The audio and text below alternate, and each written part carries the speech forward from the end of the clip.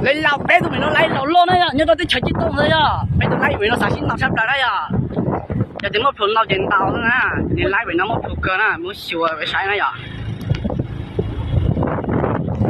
đây là chồng mới xỉu đấy à, bé ôm chuyện nó mới xỉu đấy nè, sai nó không nè.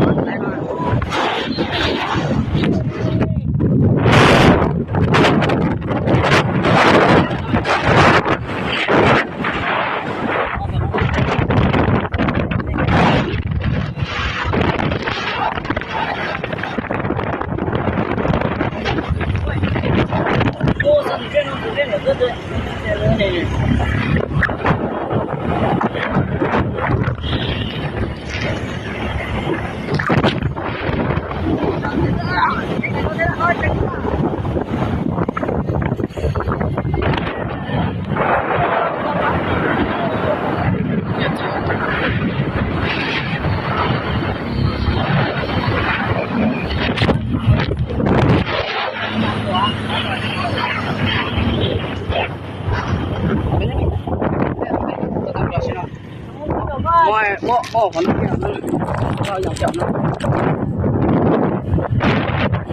à lấy lao là gì chứ cứ thế này à chỉ tôi mới mất chung đường bay đoạn đi thế này để lấy lao thì đi xả xin tàu nữa giờ nó không bị chiều nữa nè nó lấy tại sao nó lấy một tàu nè xin tàu sắp lá đấy à anh điện tôi chia tôi một tôi xanh nhá nè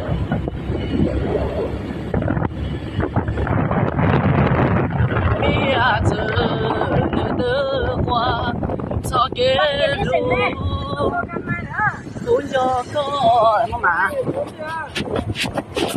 nó cuốn nên đã chuyện cho cái đây một sự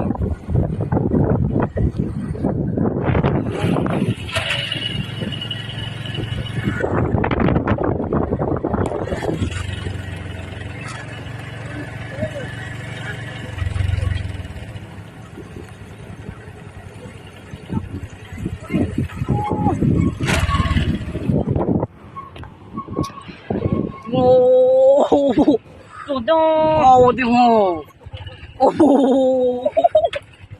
mà sẽ luôn đỏ ô ra đúng là số ải đấy ô vào tiếng hồ ô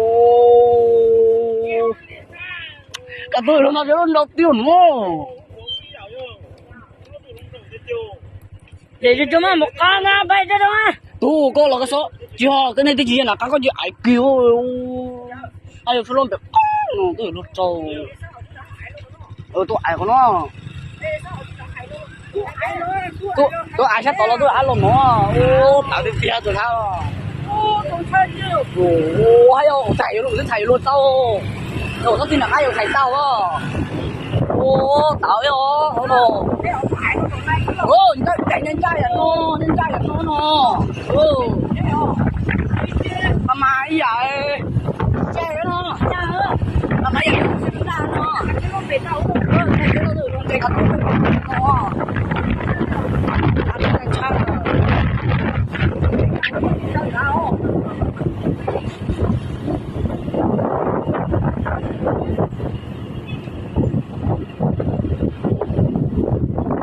Thôi cái này à? Có gì mà cái này? Có我打有说电啊，他有踩到嘛？哦，总在丢不过，他就总在那个路，哦，总在路，哦，个路嘛在，路嘛这个会乱糟哦，那完了哦，我烦，糟了，糟人类了。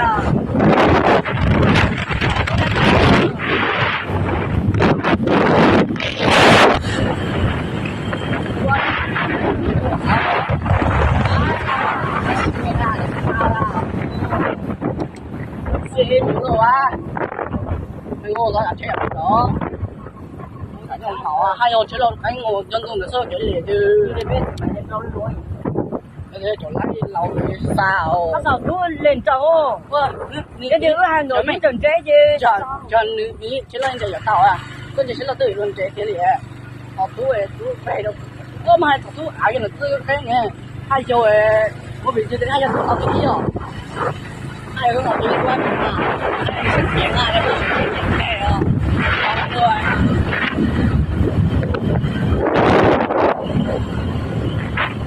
Ô, này bạn nhiều, cạo luôn rồi.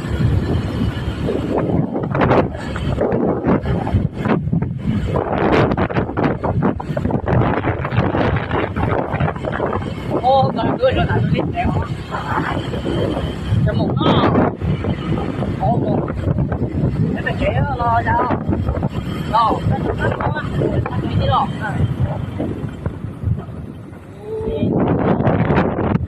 Lái này. Trai gì rồi?